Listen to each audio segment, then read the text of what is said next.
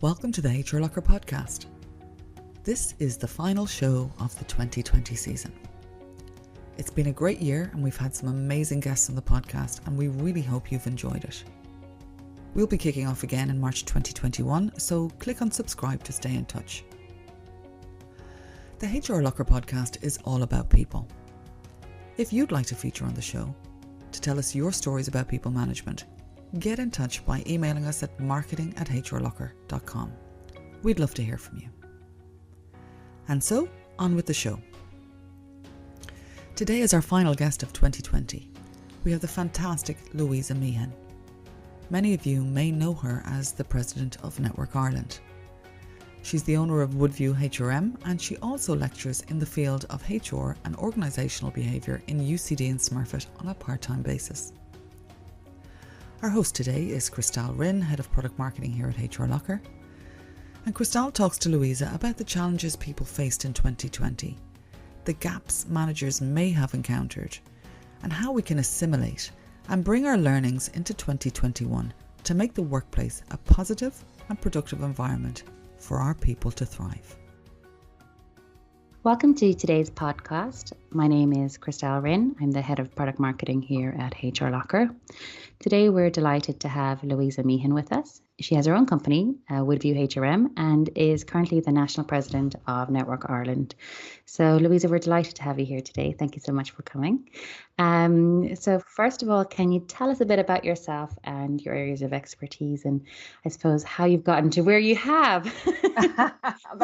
We're here all day. Yeah. So I suppose, as you said, my business is Woodview HRM, and what I do in that is support people managers to be the best people managers that they can be. I am passionate about employees at work feeling their version of joy, whatever that is. So I do that through training people managers in management skills and leadership skills. I do that sometimes through going in and doing specific HR tasks like conflict management, investigations, mediations, that side of things, policies, procedures, and working with organizations. And how I've ended up where I am, it's been a bit of a journey. So I initially did a degree in business and law. I loved law, loved everything about employment law, and really enjoyed the HR modules. Didn't want to go into law, so I decided, how can I smish it all together? And HR just seemed like a really good option in terms of you get a brilliant oversight of the business and where the business is going without having to be an accountant and know all the numbers, which is not my thing. And you get involved across all layers of a business. So that was what sort of attracted me into HR, and it's always been my passion. I've worked in the corporate world, I've worked in the public sector and the private sector, and I've been working then with the SME sector for the last 6-7 years. And I also lecture part-time in UCD and Smurfit, which I love because I love talking about all things people and people in organisations. Busy woman. I love that what you said, that getting employees to find their joy, whatever it is, which I think is really true, because it can be so many different things for so many people, but ultimately it's their finding their joy, which is great. I'm going to steal that line. So, Louisa, obviously we're in a bit of a flux at the moment, end of 2020 coming. What do you feel are the biggest HR challenges for HR managers happening right now? And I think the challenges for HR in the current crisis are probably the challenges that have always been there. It's ensuring that you have the right people in the right jobs, that people are engaged, that people know what is expected of them, that people managers are content. And I think rather than there being different challenges, what this year has done is it has sort of highlighted where there have been gaps.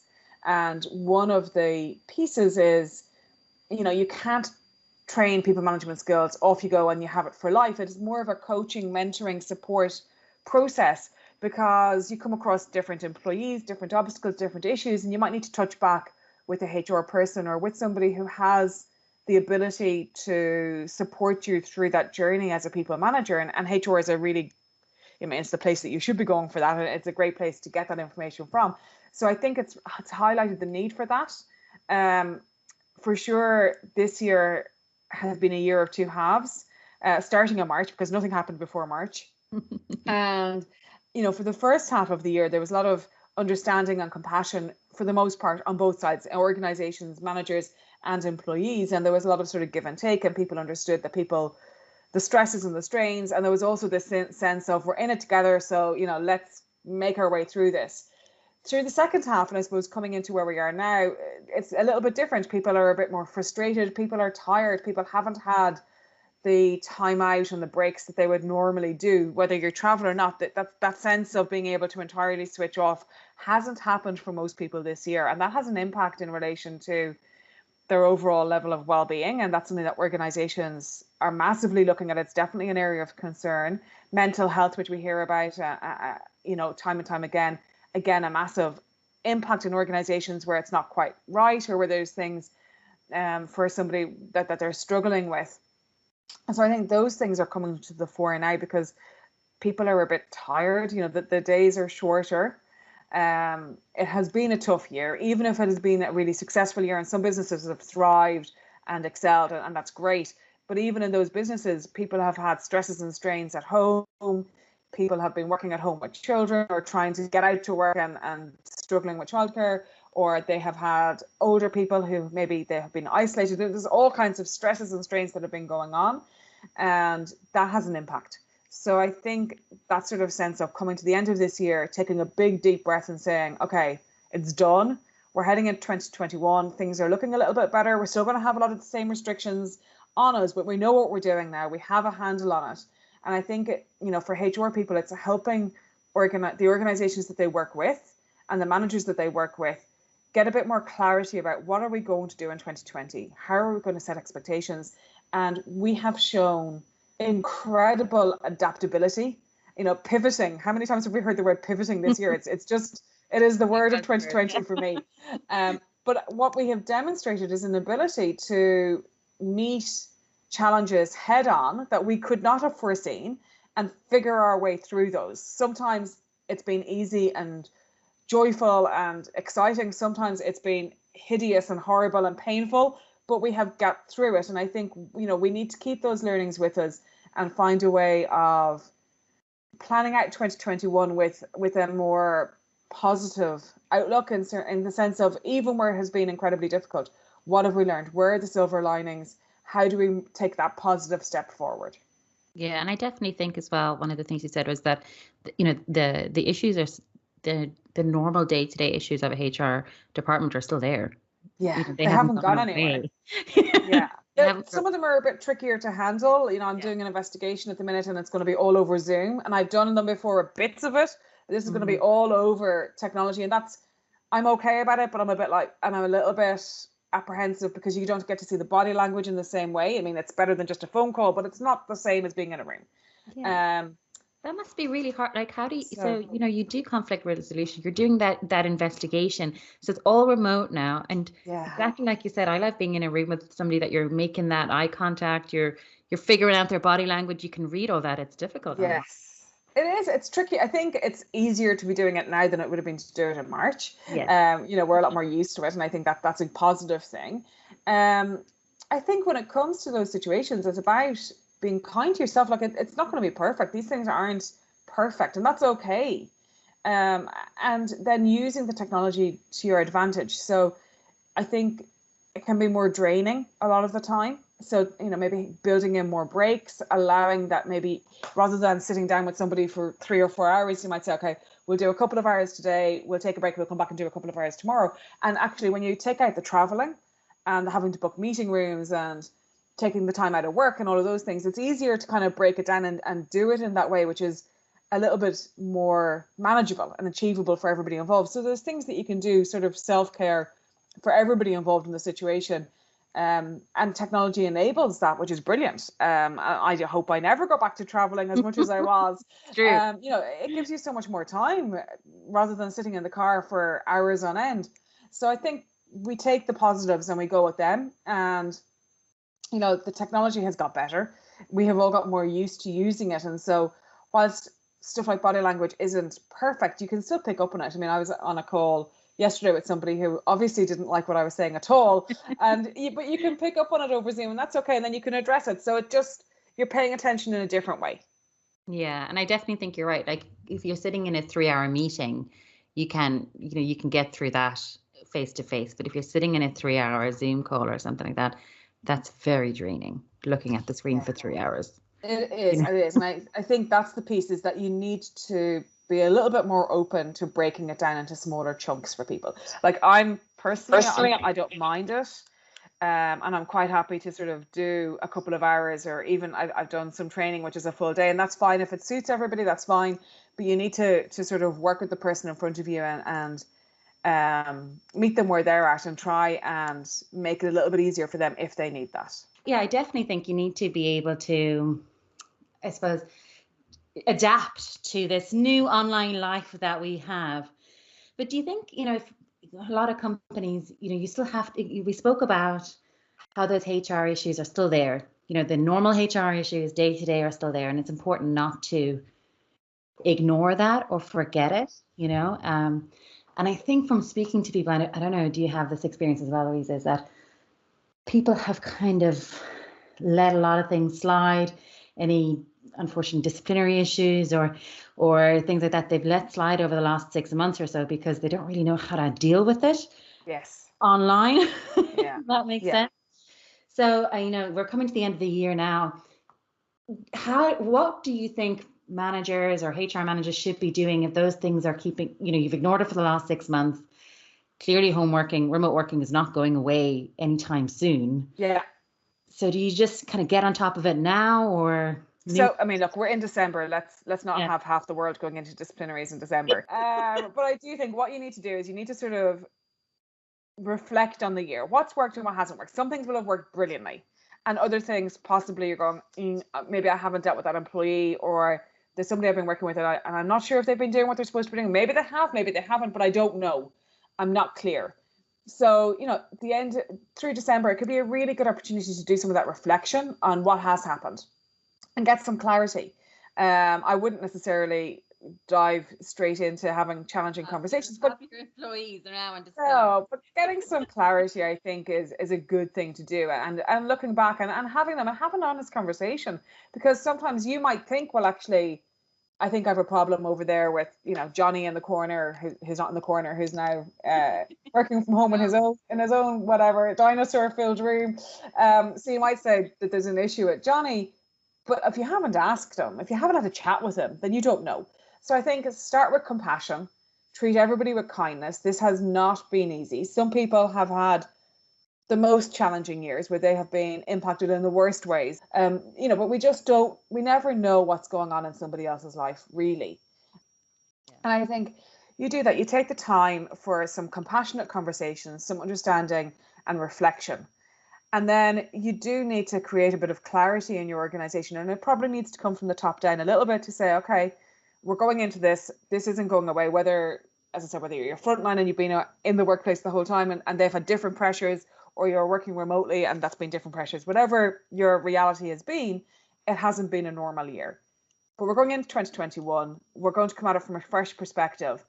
We're going to, if we've let performance management drop in some organizations have a little bit, we're going to pick it back up with fresh vigor in a positive way. It's going to be a really good thing for all of us, for the organization, for the teams, for the individuals. And we're going to sort of, it's not that we're going to wipe the slate clean, but we're going to step away from 2020. You can let go. If there's something that you have ignored for the last 6 months, let it go. Put a marker, put a line down, put a line in the sand, so to speak. Put a marker down to say, okay, we're not going to be ignoring this going forward. This is going to be addressed. But that's about setting expectations. That's the single most important thing, I think, for line managers, especially if there has been a bit of a wobbly year, is set clarity around what do you expect from your staff. And on the other side, what do your staff expect from you? Have you asked them what they need from you? Are you giving them what they need? Are you giving them the time that they need, the attention that they need, the information that they need, the tools, the skills, applications, whatever it might be, for them to be able to do what you want them to do? Because there might be a gap. It might be you that's causing the problem. So you need to ask, and you need to be open to that. I think then you sort of, in December, it's that kind of, as I said, that reflection period, figuring out what's worked, what hasn't worked, and creating your plan so that when you come back in January and you've had a bit of a break over Christmas, hopefully, you come back and you sit down as a team and collectively you're saying, okay, let's re-energize, refocus. Here's what we're going to do for 2021. Here's what our expectations are. if we fall below par on either side, here's how we're going to address that, whether it's through performance management or through other mechanisms. And we're going to come at this in a more collaborative, fresh perspective together, collectively, but we're going to move forward. It is moving forward, and this is what it's going to look like.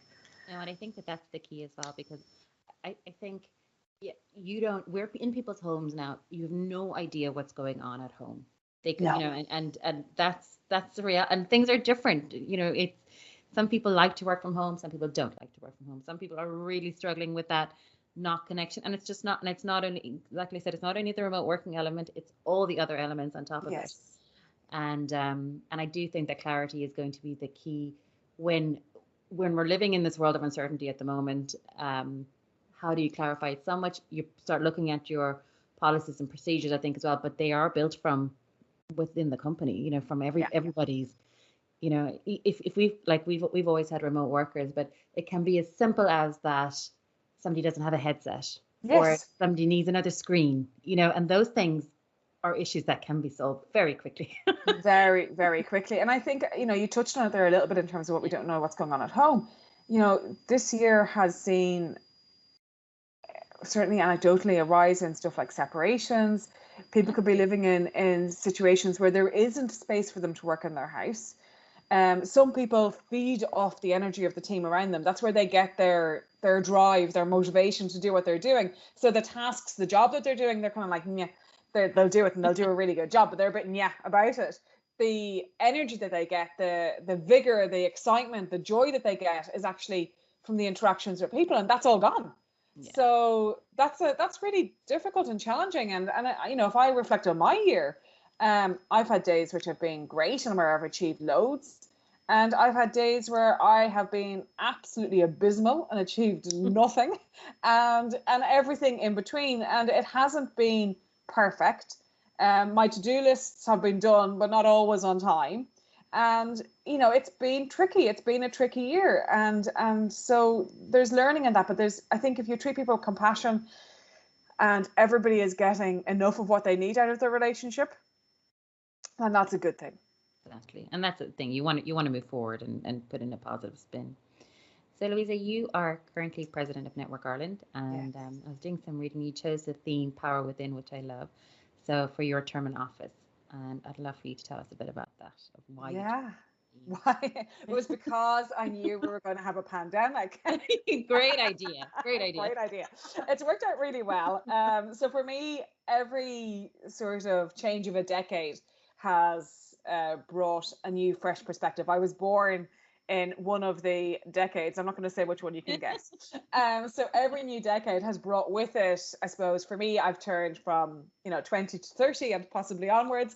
So it's brought a new perspective, a new way of doing things. So this year, I turned 40 back in March, which was great. And it sort of gives you that opportunity for self-reflection and contemplation. And one of the things that stands out to me, and this was pre-pandemic, is, as women, as people, it's not just exclusive to women, we oftentimes look so much to where we're going, to what we want to achieve, to the car that our neighbour has that we want, to the holiday that our friend has gone on that we want to go on, to the things that we haven't yet got or done, but that we want to achieve. And that's great. And we need to have goals and aspirations, and we need to have things to look forward to. And I'm all for that. But I think sometimes we need to stop and pause and just look at how amazing we are as individuals, how much we have already achieved, how powerful we are. And we have overcome such obstacles and difficulties in our lives, every single one of us. The more people that I meet, the more that I hear these stories time and time and time again. And, any time that I've taken the opportunity, or I've had the opportunity to really have a more deep conversation with somebody, I've gone, wow, you're incredible. How did you do that? That is amazing. I wanted this year to be an opportunity for us to stop and say, actually, let's not worry about where we're going. And we can think about that, and that's important. Of course it is. But actually, where have we come from? How have we got to where we are today? What obstacles have we overcome? How have we drawn from the power within ourselves to enable us to be here today? Even if being here today for some people might be it might feel like it's falling apart. Their businesses might be really struggling, or it might be a really challenging time. But you're here, and this will pass, and it will be different going into the future. And we just need to get from today to tomorrow to the next day to the next day, and it will be okay. Well, I'm not going to lie. At the beginning of 2020, I bought this new Inspire Me journal, and it was, you put down all your goals for the year, what you want to achieve, everything like that, and all the books you want to read. So far, I'm on page 3. Now November. And I was like, you know what? That just made me feel bad. I am not going to do that next year. Because that's it. You see, and I think that's part of the problem. Like, I've been, because of what I do for work, and because I do believe that you should be happy at work. I've heard loads and loads of different speakers and been to lots of different conferences and seminars and everything.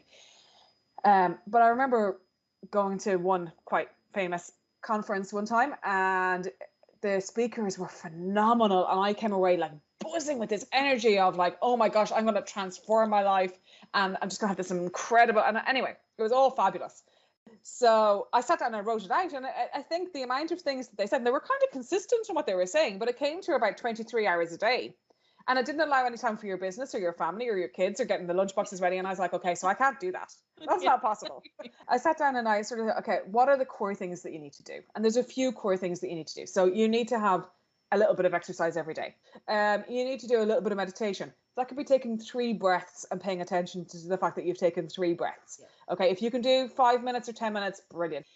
Gratitude is really important, and everybody builds gratitude into their day. But again, I have a gratitude journal beside my bed, and I want to write in it every night. I write in it some of the time, not all of the time, but I always say it. So sometimes I don't have the energy to just take it out and write it, but in my head, I will always say, I'm really grateful. Sometimes the only thing I'm grateful for is that the day is over, but that's okay.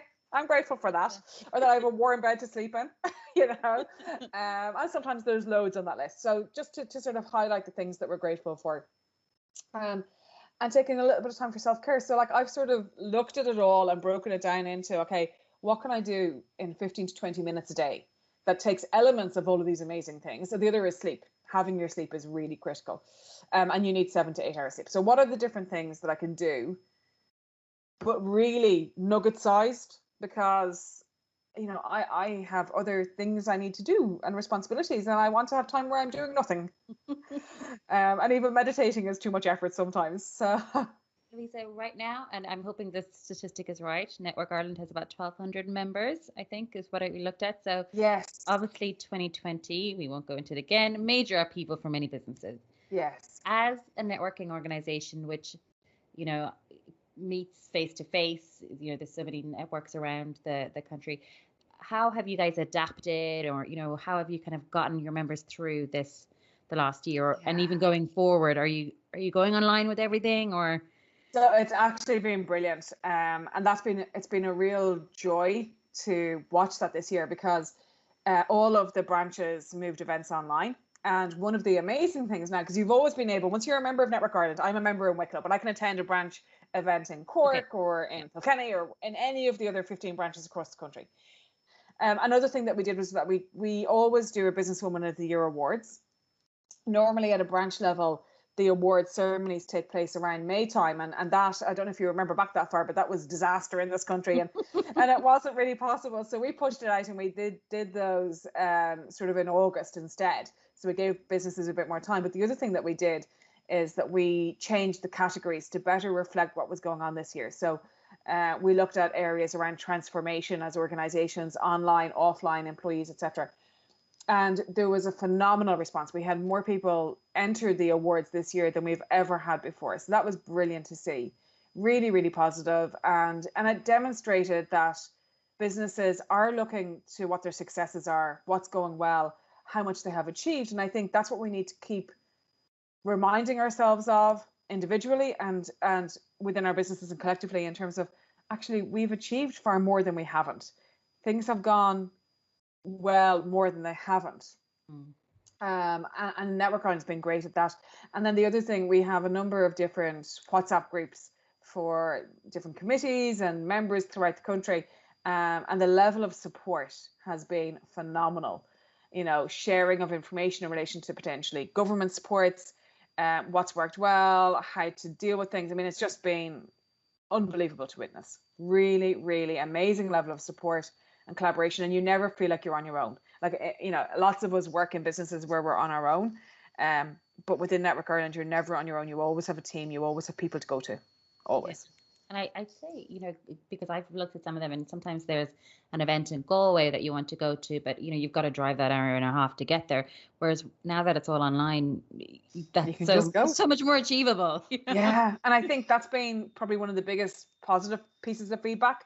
So I'm very hopeful that that's something that we will incorporate going forward, even when we can come back to being all together, that we have some sort of hybrid where you can still join in and hear the speaker online. So you might not get to do the networking side of it, and it's always better in person, but that you might be able to hear the speaker and get the content and that sort of the skill side of it.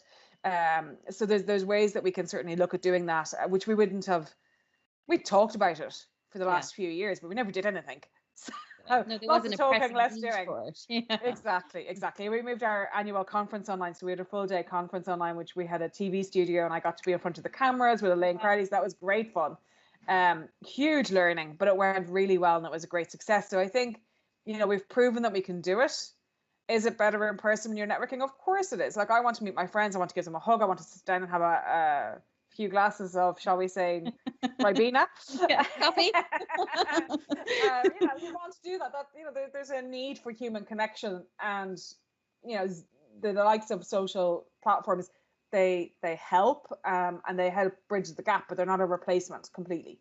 So I think my piece for the future, whether it's in organizations or in networking, it's about creating a hybrid where we can have the flexibility of not having to do so much traveling, but also have the opportunity of meeting in person and giving each other hugs. So kind of getting back to that normality of being in a room. And I think it's going to be different for a while, but, you know, I think, we're probably looking forward to next year. And I think I'm going to take a leaf out of your book, really, really start. You need to focus on the positives of what's happened this year, and really focus on the things that have been successes, because there's been loads of successes. And obviously we can talk about the negatives for another 3 hours, but there has been a lot of positives. There's been a lot of, you know, successes with people, and there are things that I think closing out, definitely for ourselves anyway. And it's what I would take from you, and also recommend to people, is that at the end of the year, focus on the successes that companies have had, because it's been really hard. It's been really hard, but you know, to focus on the successes, you have to make an effort. It's easy. You can see the negatives straight away. They're right in front of your face. You can remember them. They're easy, and they, you know, there's a reason why headlines on newspapers can be so negative, because people read it. We suck it in. You have to really try and proactively look for the positives. Yeah, even if it's the smallest thing, you know, it's important. We made it to the end of the year, hopefully. Exactly, we're almost there. You know, and I appreciate. I'm trying to be careful, because I know that some people have had tragedy this year, but, you know, for those of us who have, we've made it to the end of the year. That's yay. Absolutely. You know. So, on that note, Louise, it's been fantastic having you here. I've taken some real bite-sized chunks from that, so it's been fantastic. Louise, if people want to get in contact with you, what is the best way? Well, my email address is louisa@woodviewhrm.com. That's probably the easiest way. I'm on LinkedIn and social media as well, but and so all the details will be at the bottom of the podcast anyway. So really great to speak to you, Louisa, and hopefully we'll catch up soon. Thanks for listening. Check us out at HRLocker.com. The show was hosted by Christelle Rinn and produced by Jenny Martin. Subscribe to catch the latest episodes on iTunes, Stitcher, Spotify, or wherever you like to get your podcasts. If you'd like to feature, get in touch by emailing us at marketing@HRLocker.com. You can also follow HRLocker on Twitter, Facebook, and LinkedIn.